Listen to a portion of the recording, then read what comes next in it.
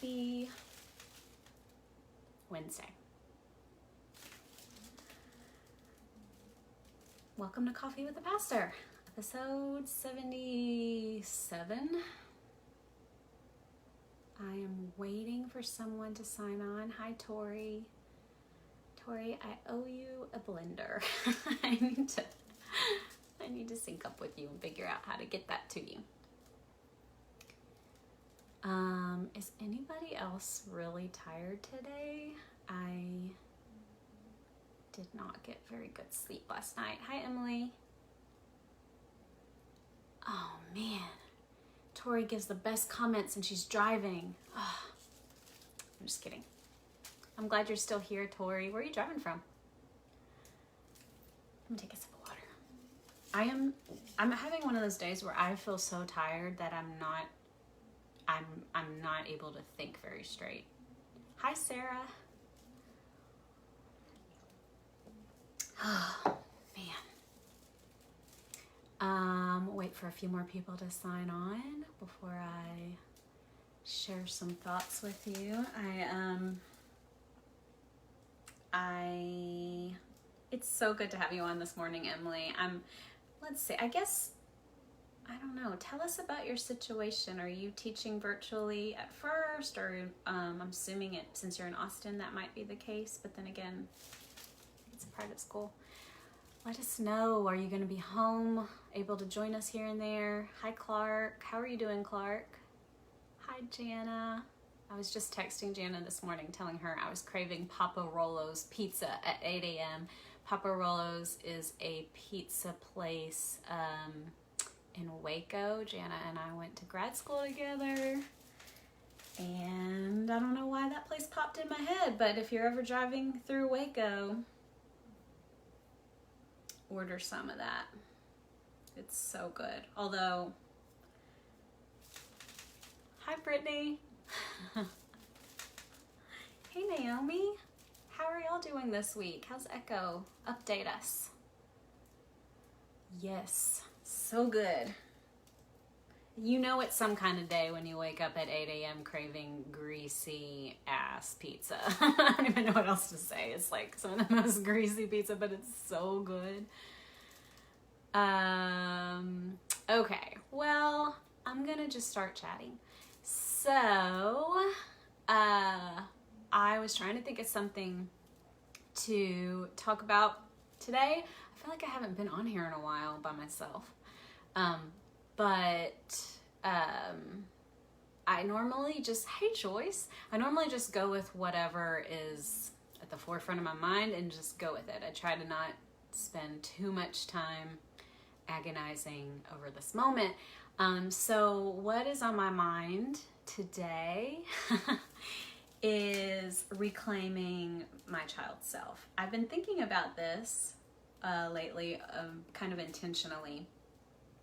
And so let me back up a little and say, most of you, I think, all know Fran and I are sisters or sister-in-laws. I'm married to Fran's brother.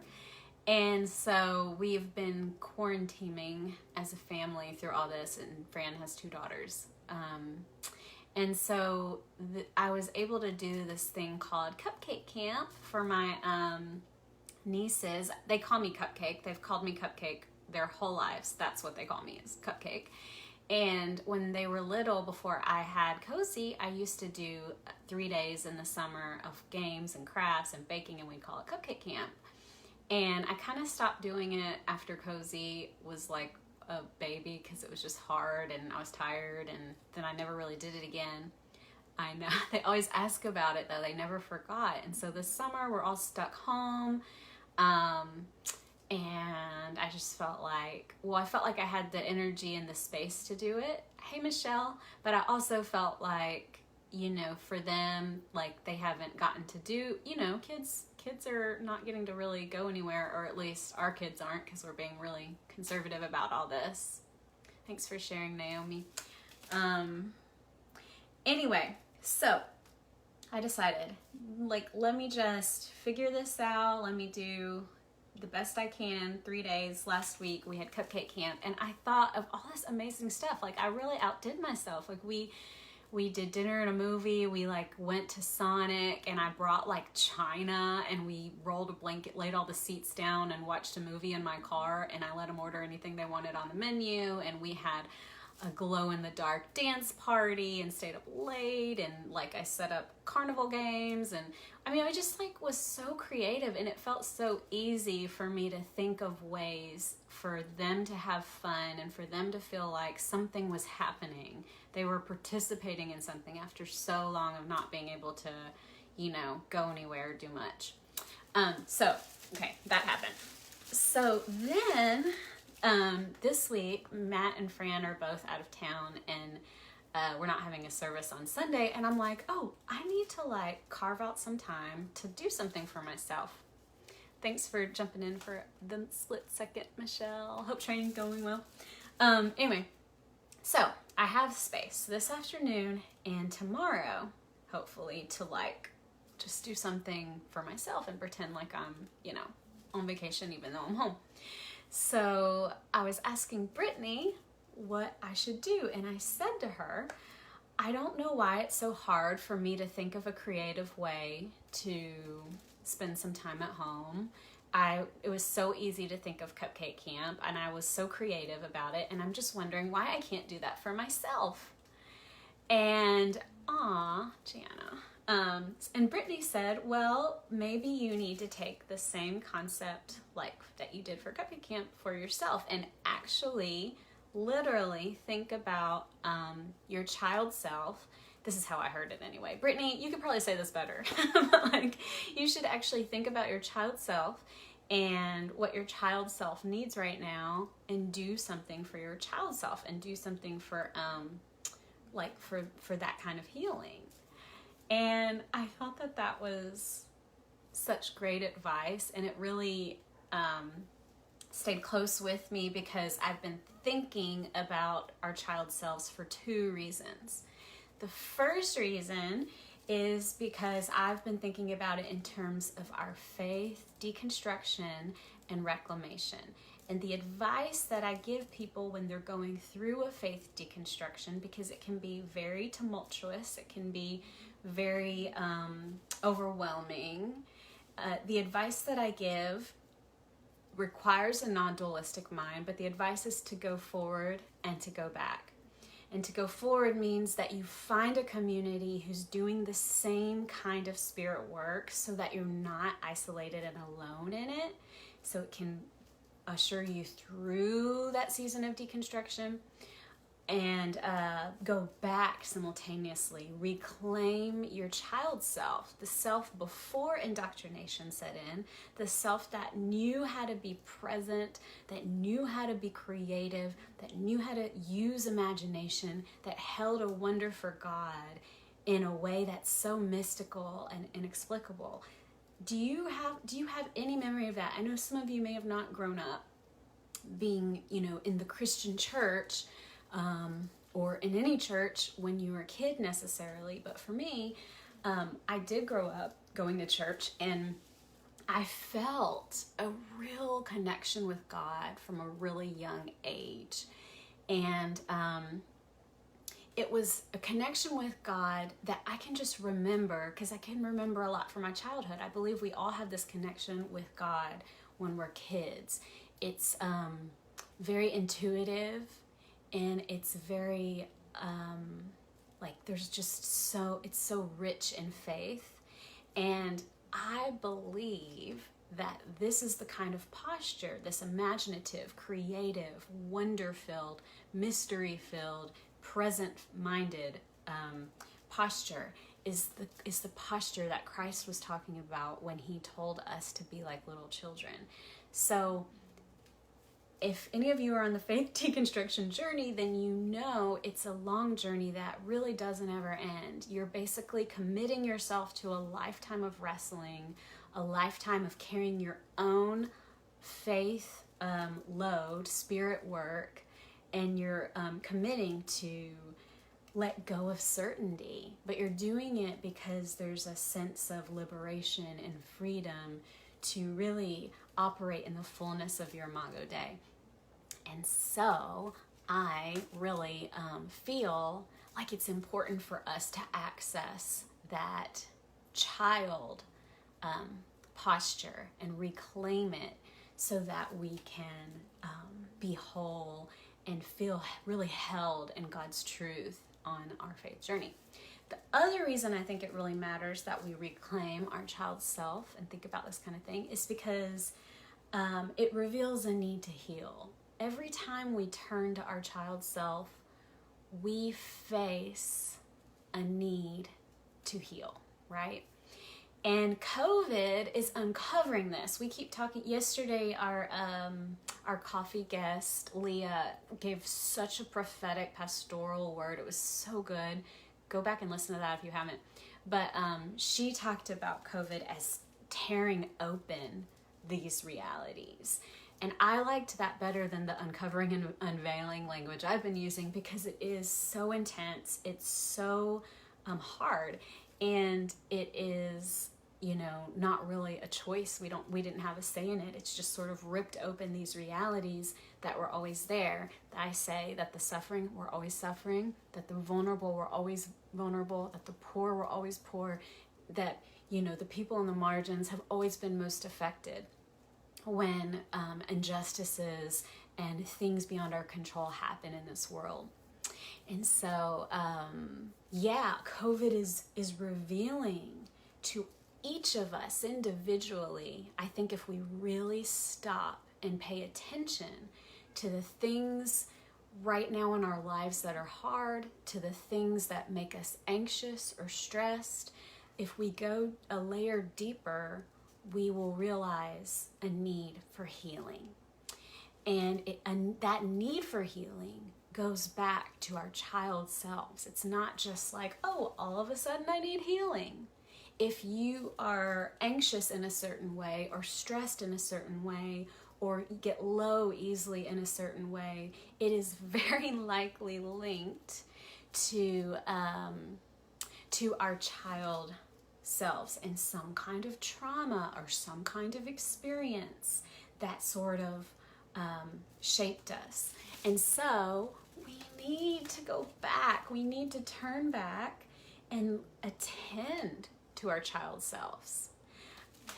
I want to know who's commenting on Peace of Christ. It's either, it's someone that's an admin. Is it Fran, Matt, Kiana, or Aaron? I'm just curious. Anyway, okay, sorry. So, process. I don't have a process for this because this has all just been swirling in my head.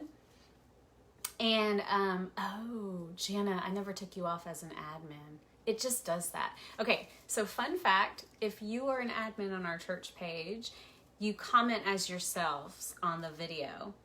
But if you respond to somebody in the video, it always responds as the church. So that's why that happens. Anyway, so I don't really have a process for this because this is all stuff that I'm just thinking about right now. And I will say though that after Brittany and I talked, one of the first things I did was I ordered an adult craft set.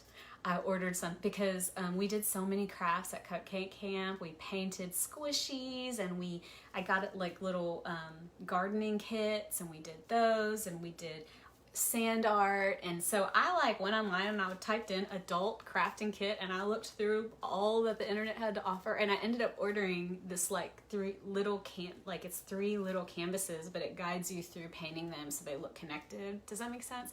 Anyway, I ordered that for myself because I was like, well, I did that for the kids, let me do it. That sounds fun to me. But anyway, so I'm just sharing I'm still figuring this out, and there's a few things that have come to my mind that I want to do for myself, but I wanted to invite you into this process because I really think that it's something that is worth thinking about for all of us. And so a question that I want to ask you right now for you to reflect on, and hey, share in the comments, is what brought you joy? Go back to your child self. Okay, imagine your child self. I'm curious, how old are you? I think I'm probably 8, maybe 7 in my child self imagination? I don't know. Maybe I'm younger than that. I'm not sure. But I want to know, when you envision your child self, what brings you joy? What brought you joy when you were a kid? I'm curious. Because and share in the comments. Being outside, Michelle says 6 to 9 age. Yes, same for the age range. I think it fluctuates. And I honestly haven't thought about this. I didn't have help this morning, so I was like running to get in here, and these questions popped in my mind, but I haven't answered them. So I'd love to hear your answers. What brought you joy as a kid? And I think for me, I don't know. I honestly don't know. I think I had joy doing arts and crafts. That really made me feel joyful. I know I had joy working in the garden with my grandpa, is what Sarah says. Janice said 9 to 10 years old, riding my bike all over town and spending hours on the trampoline with the sprinkler under. Wow, that's so good, Jana. Yes, okay, I'm getting there. So I lived in this little neighborhood that like went down a hill, turned a corner, down another hill, and it was like only one way in and one way out, and it was the cutest little neighborhood.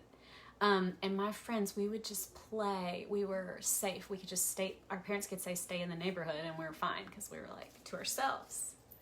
And we would just play all over the neighborhood using our imaginations, riding our bikes. There was this field that we would play in that we just imagined, and I think that was so much fun to me. Clark says playing with the puppy, age 9. Thanks for sharing. So the reason why I want to ask you what brought you joy as a child is because I think that somewhere wrapped up in those answers, because there's not just one, right? Somewhere wrapped up in those answers is the answer to what does your child self need right now? Tori says stories and books and music was my joy. I lived in my imagination.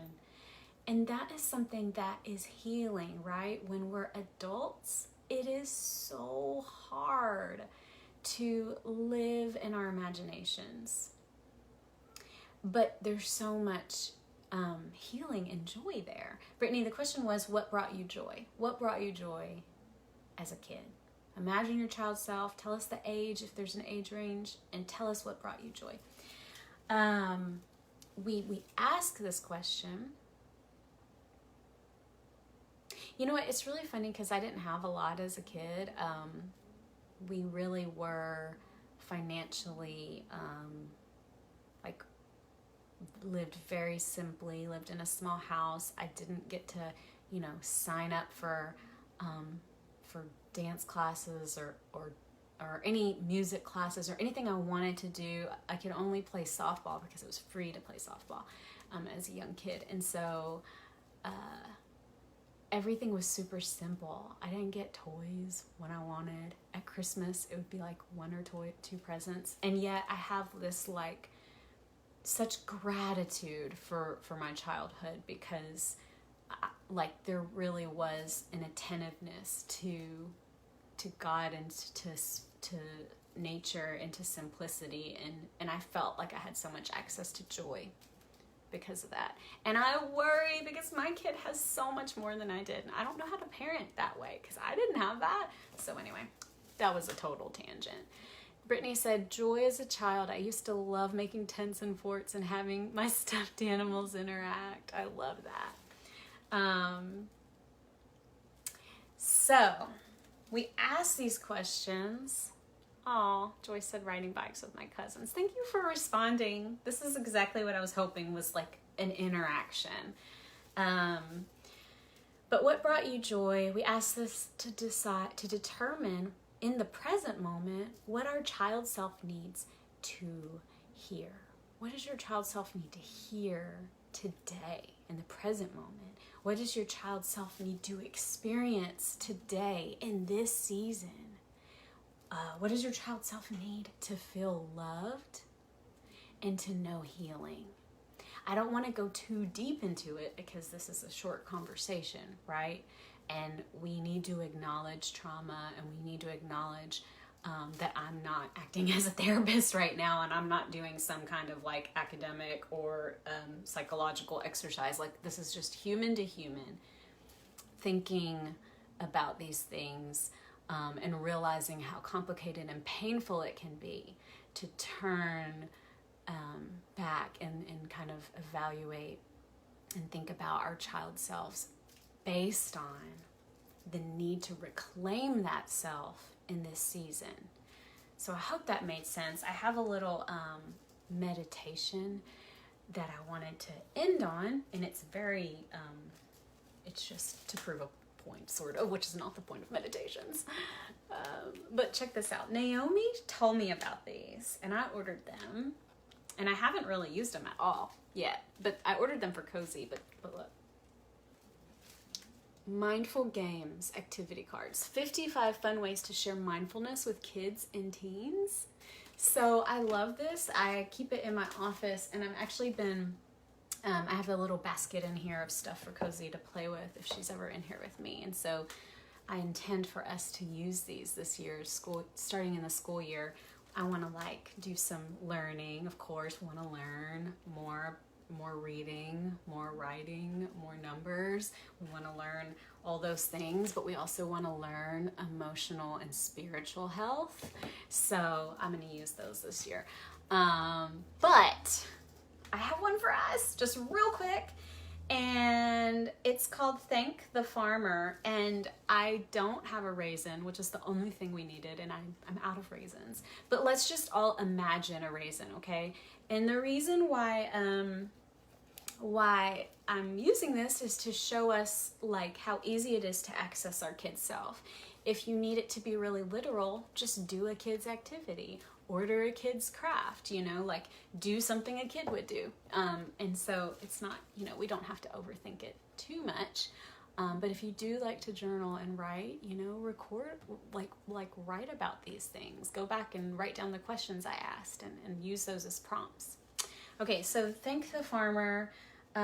We would pick up a raisin, ideally to eat it. I don't have a raisin. If you have a raisin, go grab one. But imagine you're holding a raisin, okay? You know what it feels like. You know what it looks like. You know what it tastes like. So let's just imagine we're holding a raisin, okay? So this meditation says, before eating a raisin, we thank the people, places, and things that were part of its journey from grapevine to table. So before we eat this raisin, let's think about how it got from the grapevine into our hands. Think of the worms that nourished the soil. Thank you, worms. You guys, my worms are in my compost bin right now, and today I get to check on them. They've been acclimating for a week. Okay, so we thought of the worms. Think of the sun and rain that fed the vines. And we're using a raisin because it's so small, right? It's so tiny and such a random little thing that we don't think about, right? But think of the sun and rain that fed the vines. Thank you, nature. Think of the farmers who took care of the vines and harvested the grapes. Thank you, farmers. Think of the workers who harvested the grapes, put them out to dry, and boxed them. Thank you, workers. Think of the truck drivers who drove the raisins to the store. Thank you, truck drivers. Think of the person who bought the raisins and brought them to you. So then that's where your kid gets to thank you for getting them food. Now you eat the raisin. If you have a raisin, that's awesome. You put it in your mouth. You, for a moment without chewing, you just notice what it feels like in your mouth. I think we've all had a raisin. Then you spend a moment chewing, and then you swallow, and you pay careful attention to how each step feels. Have you thought about your food this way before? Might you think about raisins differently now? I think for kids, it's really easy to do that, right? If you're a parent, then you know, well, I'm not going to assume you know. I'll say, for me as a parent, it takes my kid forever to eat. She's just not in a hurry. And I have rushed her so many times, and I'm so mad at myself now for doing that, because I'm sitting here realizing that it is in our instinct to be totally present, to be totally mindful, to not be in a rush. And then I sit there and I rush her so that she learns to be like me, a person disconnected from the wonders of the earth, from the wonders of creation, from the wonders of God. Oh my God, I could cry. So this little exercise, of course, helps us. It's one little baby step toward our child self. And I think that when we can merge a healed child self with who we are now, when we can merge that healed child self with a whole human who is operating in good health, able to be present, able to be mindful and grateful, able to eat that raisin and think about all the steps, all the miracles that got it there. We merge that child self, the ability to do that, with our adult self who is aware of realities. We become aware of injustices that happen from farm to table, from ground to our table. We become aware of injustices that happen along the way, injustices toward people, injustices toward the earth itself. So we're not going back to our child selves so that we can be